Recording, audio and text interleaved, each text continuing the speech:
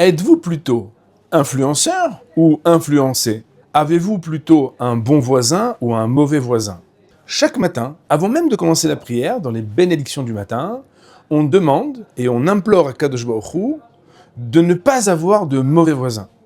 On ne demande pas d'avoir un bon voisin. On demande avant tout de ne pas avoir de mauvais voisins. Il y en a peut-être qui comprendront de quoi je parle. J'espère qu'ils ne seront vraiment pas nombreux. Toujours est-il que la Torah parle de ce sujet d'une manière assez franche. Oy la racha ve oy le shcheno. Le Midrash de nous dire malheur à l'impie, au mauvais, et malheur à son voisin. Eh bien pourquoi? Aujourd'hui, on est dans un monde où on pense qu'on influence autour de soi. La Torah nous dit que ça n'est pas le cas.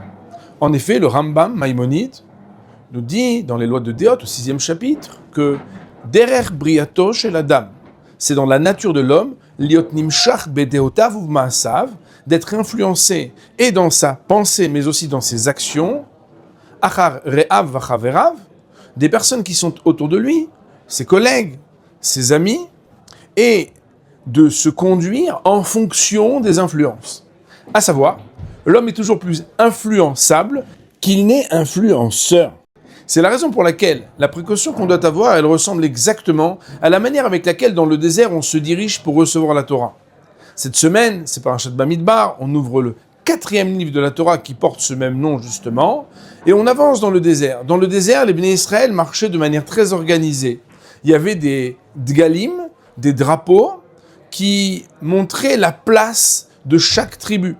Tout était bien organisé, et le Midrash, dans notre paracha, va nous dire ceux qui étaient les voisins de Korach ont fini engloutis sous la terre parce qu'ils ont été se disputer avec Moshe et Aaron par jalousie.